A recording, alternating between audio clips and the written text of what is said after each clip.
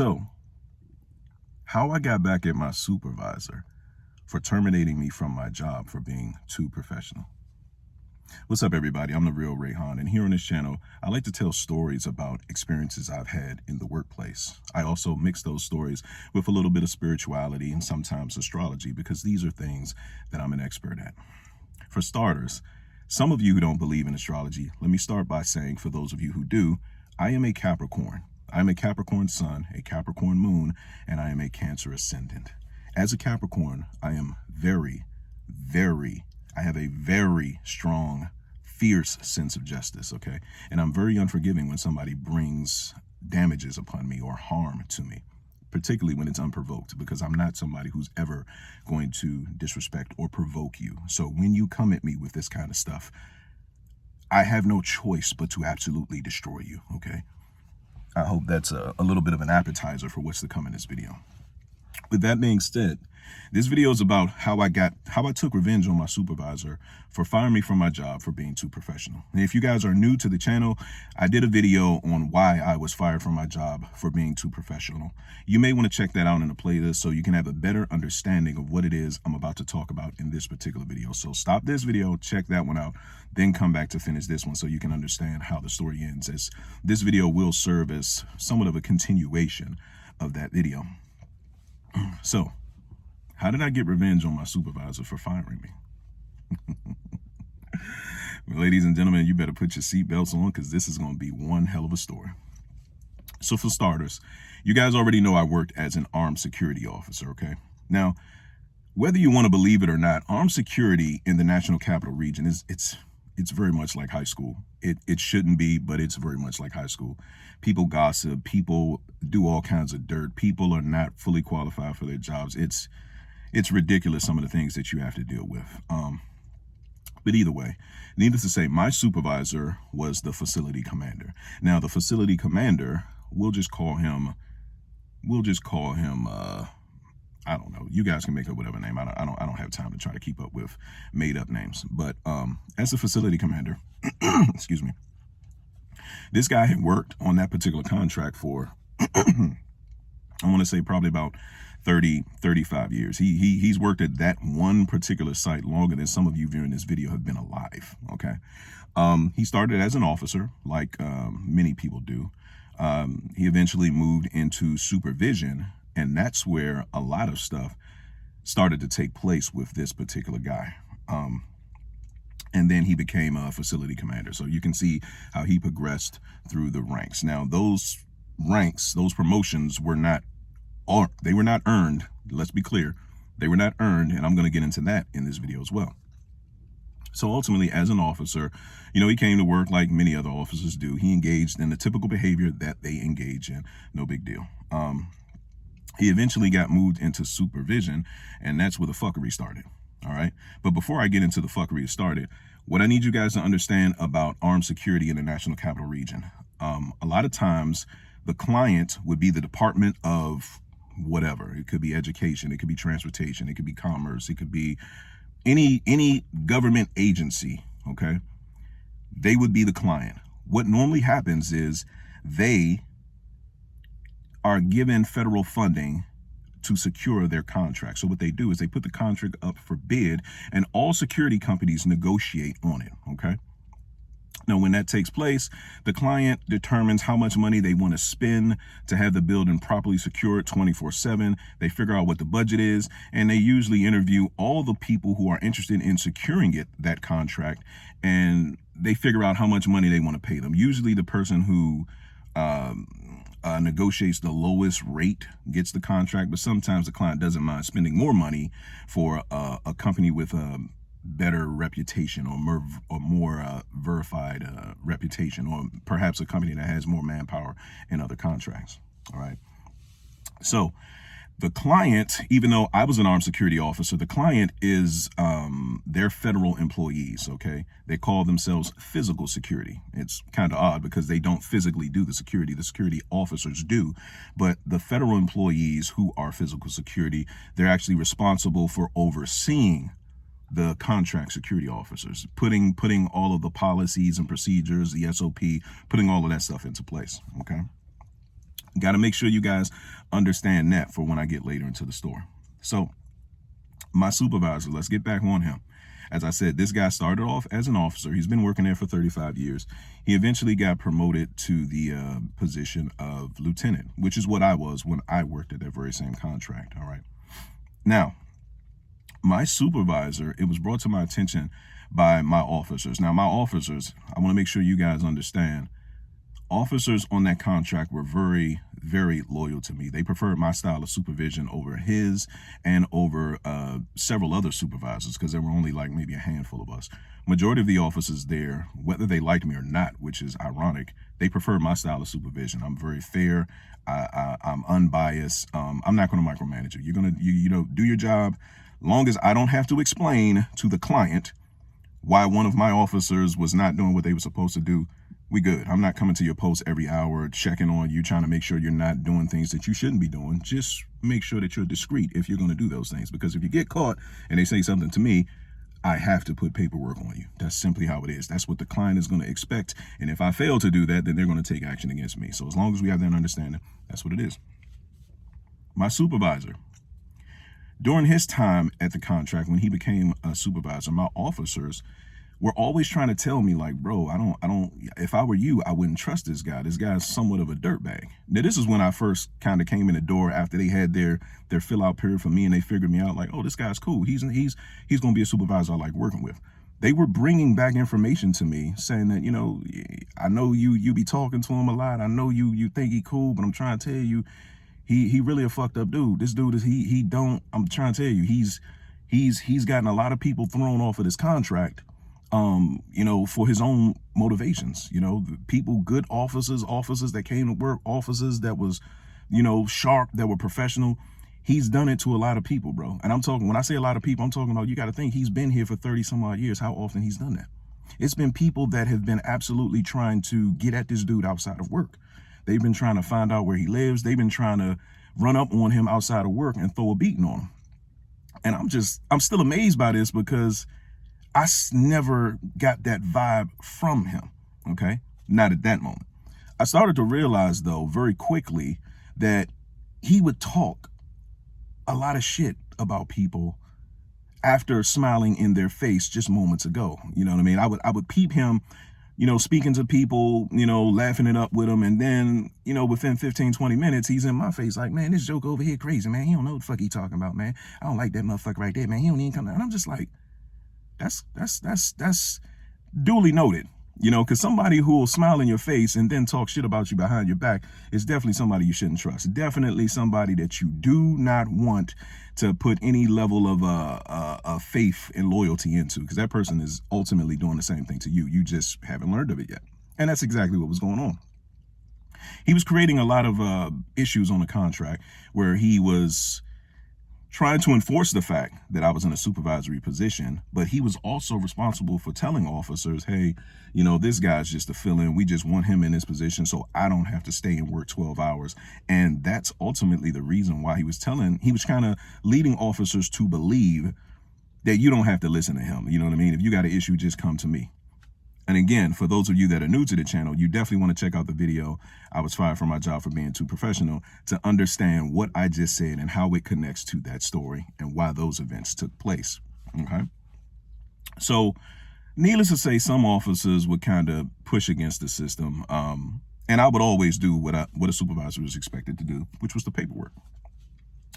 When I came to find out that he was a part of the issue, that was something I had to tuck in my back pocket, though. I had to keep that in my back pocket and figure out the appropriate time to use it, because I am the kind of person that will hold on to information about you and just know I have it. As long as you don't bring any issues my way, I'll never have to use it. You know what I mean? But he was starting to bring issues my way. I had that tucked in my back pocket. Apparently, during his time as a supervisor on this exact same contract, he was using his authority, okay? He was using his position as a supervisor to coerce his female subordinates into different sexual situations, okay? For lack of better words, he's a sexual deviant. What he would do is he would use his position to initiate some type of sexual contact with a young lady, one of his subordinates. Now, if she refused him, he would use his quid pro quo relationship with the COTAR. Now, for those of you who don't know, the COTAR is a federal employee who is directly responsible for overseeing the contract security company. He's a part of the physical security team, which I explained earlier, but he is the one who works the closest with the armed security company. In fact, our COTAR, his office was literally in the same office with the project manager, the deputy project manager, and the facility commander, who was my direct supervisor. So he overseed everything. The problem with the COTAR on this particular contract is he was older and he was borderline ignorant. He did give the appearance of being a professional person, but he was borderline ignorant. He really did not know how to do his job. He relied very heavily on the facility commander, who had worked there for 30, 35 years, who knew how to do virtually everything in terms of securing a contract. He would rely on him to do his job for him, and he would take credit for it to his superiors, which would be the other people that worked in physical security. Now, in exchange for doing the COTAR's job, what the COTAR would do was be at the beck and call of the facility commander. Whatever you need, I'll give it to you. And what I mean by that is, if you want to have somebody removed from the contract for petty reasons, then I'll send the email to corporate and I'll have that person removed because that's what you want. And because you're doing my job for me and helping me look good to my superiors, you got it. It was a whole fucked up situation. So anyway, what my supervisor would do with his authority is he would use his position to place his female subordinates in sexual situations, okay? If he made a pass at you and suggested that's something that he wanted and you rejected him, he would use his quid pro quo relationship with the COTAR, tell the COTAR to send an email to the corporate office and have you removed from the contract. Now, the client reserves the right to remove you from the contract whenever they want without a reason, and that was his fallback plan. He would do that to protect himself because ultimately, if she rejected you, she can go file a sexual harassment suit against you and have you terminated. To prevent that from happening, he would have his relationship with the COTAR. He would utilize that to get her off the contract before that could happen to protect his position. If a girl did accept his offer out of, intimidation of losing her job, he would deal with her for as long as he wanted to. He would get what he wanted to get from her sexually. And then when he was done, he would use his quid pro quo relationship with the COTAR and he would have you removed from the contract. This is to ensure that this young lady is not able to use whatever took place between the two of them against him later on and have him removed from the contract. He almost had a foolproof plan to be a sexual deviant on a contract for the better part of 35 years, okay? Anyway, when that information was brought to me, I had to tuck that in my back pocket, all right? Because that was something that I absolutely despised. I found that to be incredibly just filthy of a thing to do. Like, you're using your position to coerce and to force subordinates into those kind of situations. I mean, I know it happens a lot, but I never thought that I would find myself on a contract where somebody was actually doing that. Let's be clear, my supervisor, the facility commander at the time, at the time that I was wrongfully terminated, this guy was like 68, 69. So mind you, he's been there for 35 years. So you can imagine how long he's been getting away with this because of his relationship with the COTAR. So when that information was brought to me, it's kind of tucked in my back pocket.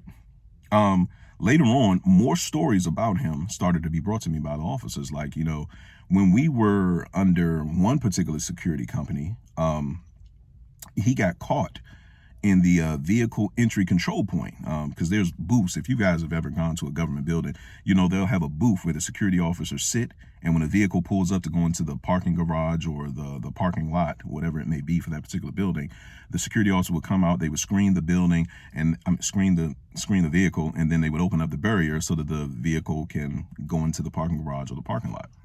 It's very similar at this particular contract. He was observed inside of the vehicle screening booth receiving fellatio from one of his subordinates. Okay. Now, when he was observed with that, he was ultimately written up and he was terminated for such an infraction. Okay. But remember what I told you guys earlier in the video.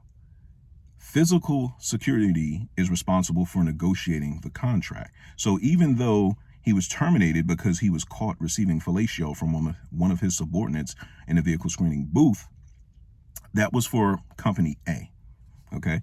The contract expired and Company B won the contract. So now it's almost like all of the infractions that took place with company A have gone away. Okay. And physical security, despite the fact that they may have knowledge of this particular person, physical security are always changing jobs. They're always either getting promoted or they're always resigning and accepting another position at another government department at a higher pay or with more responsibility. So even though he had been fired for what he was observed for doing, the company he was working for at the time, they lost the contract. A new company picked it up, and the Kotar, who is his man's, told the new company, hey, the only way I'm going to award you guys with this contract is if you guys bring this particular person on and you make him the facility commander. Okay. That's ultimately what he did. He called him up on the phone one night.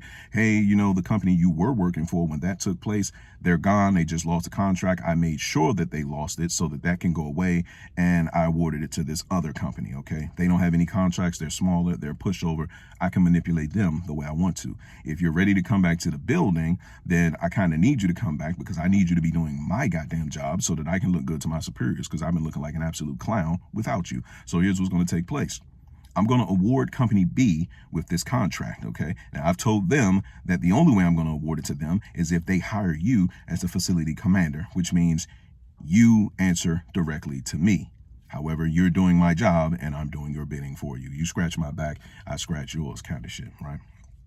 So he got brought back when company B was awarded the contract and put in a higher position, the facility commander, which is the position he was when I was wrongfully terminated.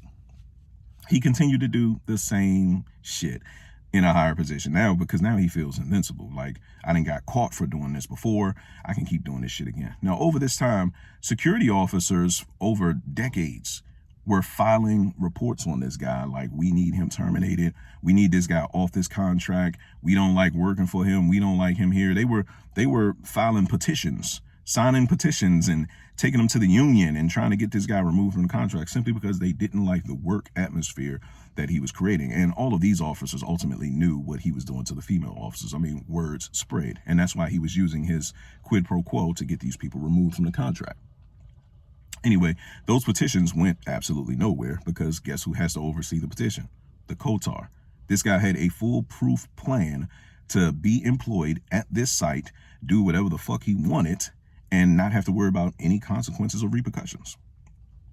And that was until I got there anyway. So ultimately, he kept up the same behavior. Another security officer, well, first off, the way he got caught, okay, because I skipped ahead. The way he got caught at the particular vehicle screening booth is vehicles have to wait until you lift that barrier up to either exit or enter the parking garage, okay? And all employees of the building actually like to walk up to the booth and show their actual government issued PIV card, because sometimes they like to walk through the parking lot to take another entrance into the building. That's ultimately how he got caught. An employee saw him receiving fellatio. They said something to their supervisor. Their supervisor sent an email to internal security or physical security, should I say. And that's what led to it. Then he was brought back. And being brought back, he continued the same behavior.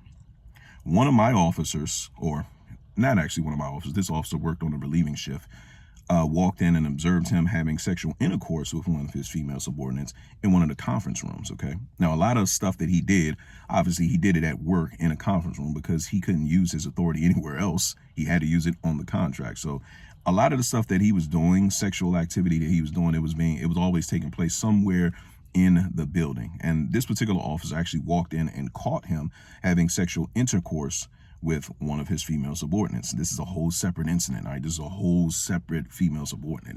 It's not the same person. Like I said, he's been doing this for years.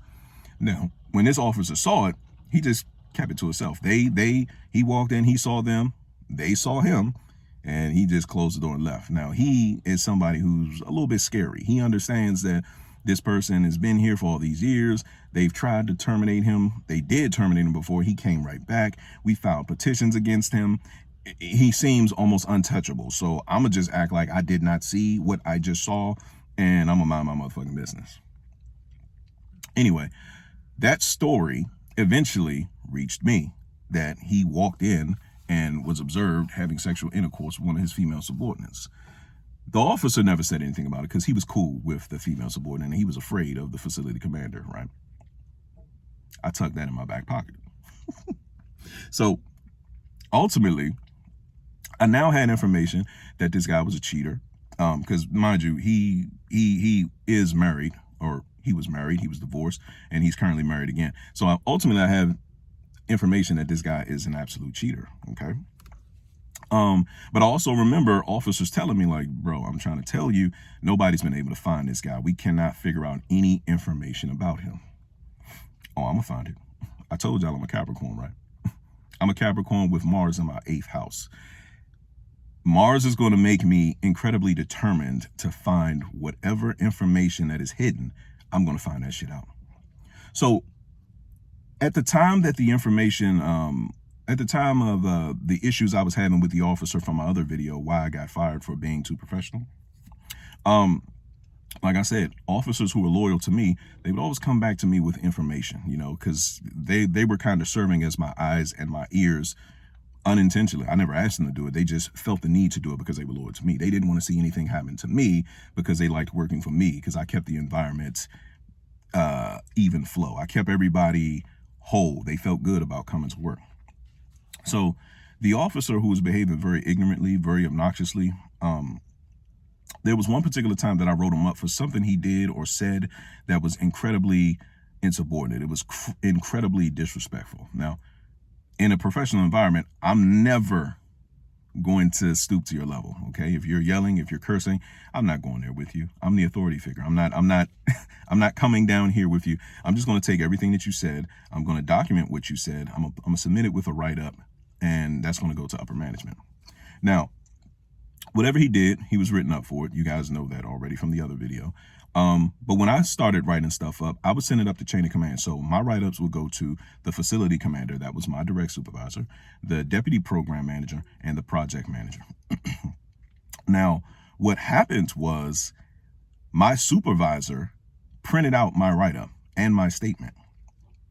And instead of serving it to this officer, he showed it to him. Because this officer, like I said, he was ignorant. He was obnoxious. He was not intelligent. He was, to be somebody that was going on 60 years old, for lack of better words, he was like an unruly teenager. He acted like a 12-year-old, like an entitled 12-year-old or something that's like that, right?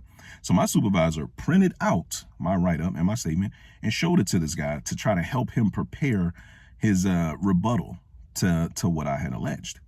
So now that this officer had knowledge of the fact that he had been written up, what he did, because he was so blunt, so brash, like I said, so obnoxious, he was one of those guys that felt like when he came to work, all eyes were on him. They had to be on him.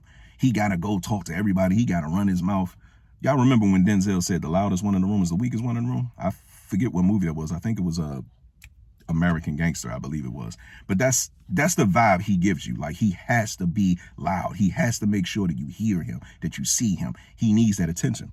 So when he found out that he had been written up, he's going around to every different post and he's like, yeah, man, the supervisor wrote me up, man. He think he gonna get me suspended. He gonna get me terminated. That motherfucker don't know. Ain't nothing gonna happen to me because I got the captain and I got the DPM in my back pocket. Now, the captain is the facility commander. That was his actual rank. I was a lieutenant. So when officers came back to me and told me that they got, that this guy's running around telling everybody that he got, the facility commander and the DPM in his back pocket, and that's the reason why all of the write-ups that I was putting on this guy were never resulting in any disciplinary action, I had to tuck that in my back pocket. I said, the next time I have to write him up, because I'm sure there's going to be a next time. Somebody like him who feels like he's immune to being disciplined because of the relationships that he has, somebody like him is bound to behave that way again. I just told you guys, he likes to be the center of attention. Needless to say, there were multiple chances, multiple opportunities. I don't want to say opportunities like I was looking for them, but he was written up multiple times after I gained knowledge that he had these people in his back pocket. So what I started doing at that point is I started putting corporate. I started CCing corporate on my emails as a way to kind of cover my track. That was me already beginning how I'm planning my revenge against my supervisor, because now I know that while you might not be against me, you absolutely are not for me, okay? And before I allow you to do anything to me, or even if you do anything to me, you need to be prepared for me to ruin your fucking life, because that's exactly what I'm going to do. So needless to say, I started CCing corporate on every write-up email, just so they would have knowledge that these things are taking place. You guys know how that story finished out. If you watched the other video, I got fired from my job for being too professional. So I'm not going to go too much into the information that I've already divulged from that video. But needless to say, I was ultimately terminated because of an issue that took place with this officer that liked to be the center of attention, and the facility commander, who was my direct supervisor, having a quid pro quo relationship with that officer and with the COTAR. All right. No big deal. Well, actually, it was a big deal. But during the time that I was there were people who were, like I said, they kept bringing things to my attention. Like, there are people who really want to get at this guy, people who would really like to find him out on the street, you know, throw him a beating, whatever the case would be. And I'm thinking, I'm pretty sure if I needed to, I could find this person. Now, I used to work as a real estate investor. Okay. I used to run a small business as a real estate investor. And it was one of my responsibilities to be successful in this business, to learn how to find people using the internet. All right. So if I came across a house that was vacant, or it was an absentee owner, I would have to use public websites to figure out who the owner of that property is. And then I would have to use skip trace websites to figure out where this person currently lives, so that I can send them marketing material, or that I can call their phone or send them an email, whatever the case may be, so that I can establish contact with them to negotiate the sale of this property that they no longer are residing in. All right. So I knew that if I needed to, I would find this guy. So when those incidents started occurring, and I started to understand that he was definitely not for me, and he was against me and with the other officer, that's when I started trying to figure out where this guy lives. I can figure it out. So I started, doing everything that I normally do to find where a person lives, to get their contact information so that I can establish contact with them. And I was incredibly unsuccessful as well. Usually it would involve just reverse looking up their phone number, and it would give you their exact address. But he didn't use his personal phone. He had a company phone. All right. When I looked up his name, the only thing that kept coming up was a P.O. box, which was weird because, he doesn't live in a P.O. box. The last address that it showed that he lived at, it said that he lived there for a period of maybe 8 years, and that property was sold. So I'm trying to figure out, like, where the fuck does he live now? All right. So what I had to do was I had to look up his court records, because I knew that he had been married and divorced. In fact, his ex-wife, who was a federal employee, she still works in the building to this day. After they got divorced, she was already in a high-paying government position. She's like, I'm not leaving. He worked for the security company, and he had a quid pro quo relationship with the COTAR, so he felt invincible, so he wasn't leaving, okay? So she was still there in the building. Mind you, he's been there for 30, 35 years, so there's a lot of life that took place while he was employed at that particular contract. His ex-wife was becoming somewhat flirtatious with one of the officers that were loyal to me. And that officer came back to me talking about, hey, yeah, blah, blah, blah. She says this to me every time I see her. We talk, we rap, we talk on the phone, we exchange numbers, this and that and the third. And I'm like, okay. So I had to go to that office. I'm like, what is his ex-wife's name? Okay. Because when I try to look him up, there are a lot of different people with the same name, ironically, that are popping up in this particular state. So I need to know what his ex-wife's name is. Now, he told me the ex-wife's name. So then I went to the court records to look for a marriage and a divorce from his name to his ex-wife's name. And that's how I ultimately was able to find which one was him, because I had to figure out what his middle initial was so that I can know, okay, this is definitely him. So then when I started looking up that name with that middle initial, I still was not finding any property, any phone number, anything connected to that person. So I was kind of understanding why nobody was able to find him. I think he was doing all of this stuff strategically because he understood that how he operated on the contract, that people were going to be looking for him. Once I had his ex-wife's name, though, I said, well, wait a minute. I don't need to keep looking him up. I know that he is currently married right now. So the only thing I need to do is go back to the court records and figure out who he's married to right now, because nobody knew her name. So I looked through the court records. I looked up his name on case search, and I figured out exactly who he was married to at this present time. And instead of looking him up, I just said, hey, I'm going to look his ex-wife up. And when I looked his current wife, I'm going to look his current wife up. And when I look her up, what do I find? I find, here are properties, or a property that she owns. Okay. So I looked that up on a public public records site, and it says that she is the owner of the property, but she doesn't live in the property. It's an investment property. If you want to contact this person, it says this is the address that she has on file, the address where she lives. So I looked her name up and I found that she in fact lives at the address that was listed on the public records. And if he's her husband, he lived with her. I mean, I couldn't find it with him, but he lived with her. It's her house. So apparently what happened was after he divorced, maybe he lost the house to his ex-wife or gave the house to his ex-wife, and he moved in with, you know, the new young lady that he was dealing with, I guess. But either way, I now had his address, or I now had an address where he lived, and I had contact information for his ex-wife. I got her phone number, I got her email address, and I got her address. Easy work. Easy work. Like I said, I'm a Capricorn with Mars in the 8th house. If I want to find out about it, I'm going to find out about it. I'm incredibly determined to do that. All right. So ultimately what happened was I said, all right, bet. He's already done everything that he needed to do to try to sabotage my reputation on the contract, to try to have me look bad to superiors, to the corporate office. And he used his quid pro quo relationship to protect the officer that was causing the problems. And he used another quid pro quo relationship with the Kotar to have me removed from the contract. Fair enough. Fair dues, buddy. We both played the game, and apparently it looked like I lost because you had better pieces left on the chessboard. You did not. After I was terminated, things got kind of difficult for me, okay? Everybody knows how hard it is to get a job that is going to pay you enough money to take care of your expenses. I have 2 children, okay? I have a place that I need to pay for to keep over my head, and a car. As a result of being terminated, my credit card bills fell behind. My car had gone into repossession. The car that I'm sitting in, by the way, had gone into repossession.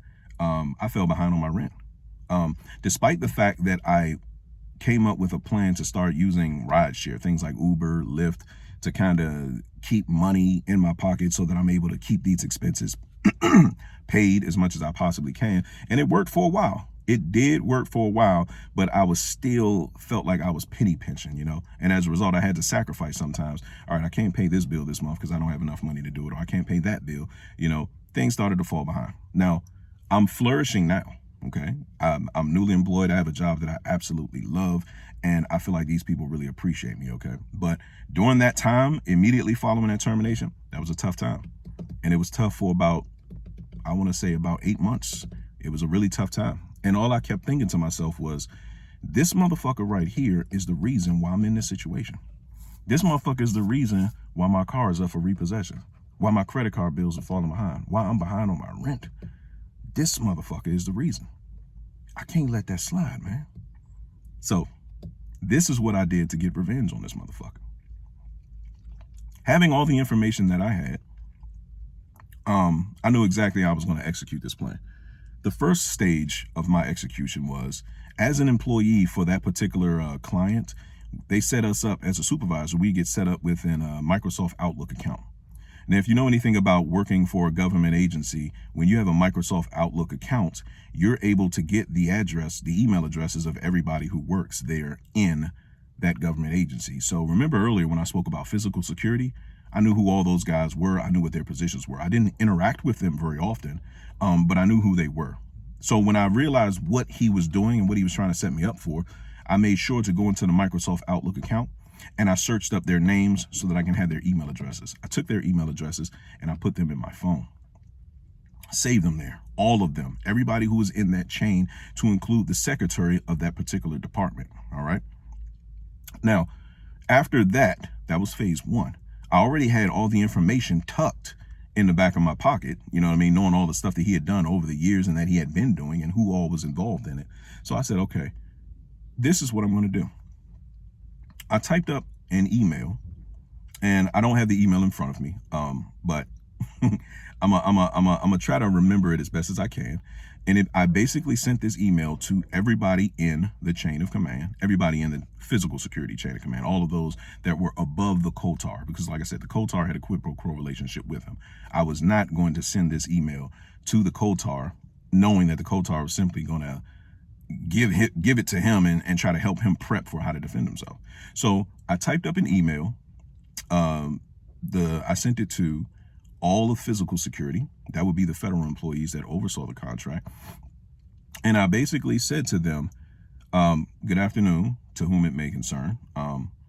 My name is, I'm not sure if you guys are aware, but I was recently terminated from my employment there for reasons that were unjust. Okay. Simply doing my job as a supervisor, and I'm very proficient at that. I've been here for 4.5, going on 5 years. You guys already know how proficient I am at doing my job. However, I was wrongfully terminated for the following reasons. I'm here to bring to your attention today that the person who is responsible for my termination is the facility commander, which I called him by his name. He used a quid pro quo relationship to protect this particular officer who is constantly doing this. He also used his quid pro quo relationship with the COTAR, used his name, to have me removed from the contract without any justification. I'm not sure if you guys are aware, but he's been working here for the better part of 30 some odd years. He was previously terminated for having a sexual relationship, or using his position to have a sexual relationship with his female subordinates. He was in the past, he was terminated for being observed receiving fellatio at the vehicle screening booth. He was then brought back at the request of the COTAR to work for the new company as the facility commander, where he continued to perform the same way. More recently, he was caught having sexual intercourse in one of the conference rooms here in the building by officer, and I gave his name. And I said, this officer is not going to bring it to your attention because he's fearful of his job. He is fearful of this particular person, and because he is friends with the young lady who is being taken advantage of. If you are going to investigate what I'm bringing to your attention, it's best for you to speak to this officer first. Get his side of the story first, because if you talk to the facility commander first, he is going to get rid of that officer before you have a chance to speak with him. Okay. And I just left it like that. I told him who the female officer was that he was currently engaging with, who the officer was that walked in and caught them engaging, and his previous sexual conduct there.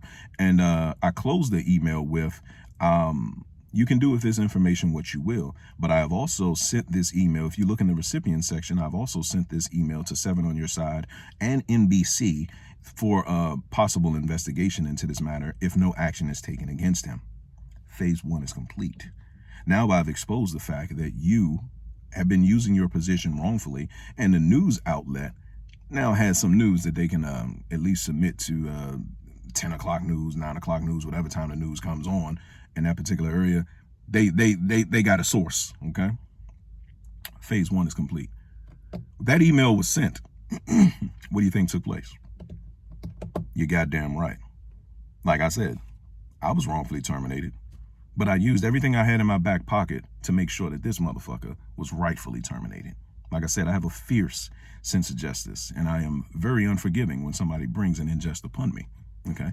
He was terminated from his job because the client did not want to deal with a news investigation from 7 on Your Side or NBC. They did not want to deal with that because, like I said, this is in the National Capital Region. We got those news stations coming down here all the time, shooting footage of whatever is going on in that region. The client did not want to be a part of that. They didn't. He was fired immediately. Was I satisfied? Fuck no, I'm not satisfied. I didn't say I was just going to ruin your financial situation like mine was as a result of something you did. I'm going to ruin your fucking life, okay? I'm a Capricorn. I keep saying this. Mars is in my 8th house. I'm not forgiving towards shit like that, bro. I'm going to destroy you, okay? So after he was terminated, he's unemployed. He's sitting his old ass at home, you know, trying to figure out what he's going to do next, if he's going to do anything next. He's probably thinking, shit, I was about to retire anyway. That little motherfucker did me a favor. Yeah, right. Okay. You spending all this time in the house, right? Who in the house with you? Your wife? Oh, I know her name. I know where she live at too. I got her phone number, her email address. Bet. So at work, I did it the way that I did it because he kind of had a little bit of pull there. He might have been able to wiggle and survive that. So I did it the way I did it to ensure there was no survival. I'm going to take away your job. I took away your finances. Okay, done. Now you can try to survive off that fixed income like I was trying to do. Okay, I'm gonna put you in that same situation. Only I'm gonna make it worse for you.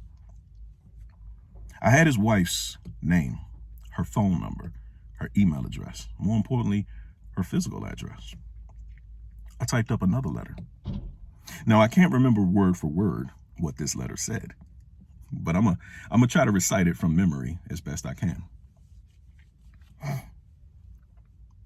To good evening, Murray. Good afternoon. Good evening, Jane Doe.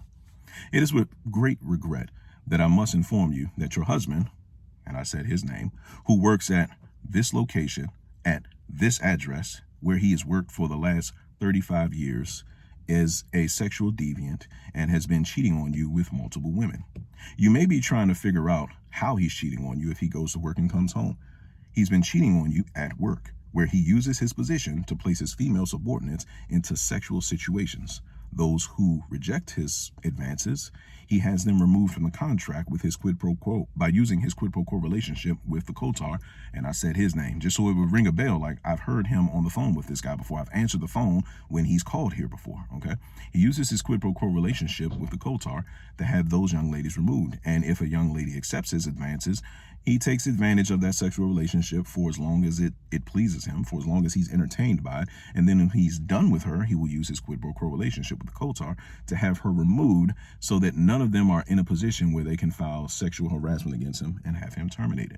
That's been going on for the better part of your marriage, which has been 25 years. As you know, he was previously terminated from this place of employment. He probably told you that they were making cuts, but the reason he was really terminated is because he was caught receiving fellatio in a vehicle screening booth by one of his female subordinates. He was caught by an employee of the building who brought it to physical security's attention, and he was terminated. He lied to you about the reason of that termination. He was brought back due to his quid pro quo relationship with the Kotar, and he was put in a facility commander position. But since returning to this building as a facility commander, he's continued the same behavior. More recently, he was caught having sexual intercourse with officer, and I said her name, who currently works at the same location that your husband works. Okay. They were observed having sexual intercourse in a conference room by this officer, and I said his name. If you want to verify what I'm saying you is true, the officer who caught them, here is his cell phone number. You can call him and ask him. If you want to confront her, this is her name. This is her cell phone number. And here are several pictures of her. So you know what she looks like, where she works, what her phone number is, and most importantly, you can determine from the pictures whether she's his type. If she looks anything like you, if she looks anything like you, you can verify this information as true. You can do with this information what you will. I'm just here to be the bearer of the news. Okay. I was wrongfully terminated by your husband, and I vowed to seek vengeance against him for it. So you can take this information and you can do what you will do with it. I left it like that. So we already know that he was terminated from his employment from the email that I sent to physical security. What do you think happened when I sent that letter? I sent that priority mail, by the way.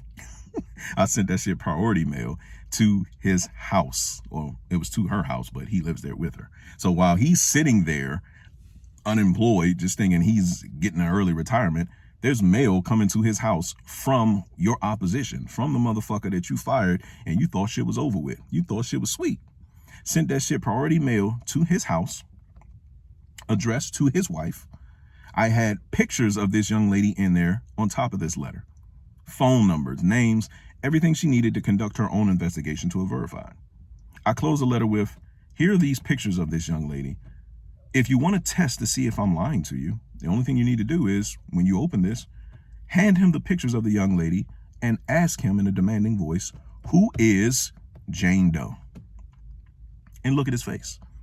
You have all the evidence you need. So while he lost his job, what do you guys think happened when I sent that to his wife? He's presently going through a divorce at 70 years old, your second divorce. Now, all that shit that you acquired with this woman, and by the way, his wife is, if I'm not mistaken, 12 or 15 years younger than him. All this shit that you've acquired with this young lady, it's about to be gone, buddy.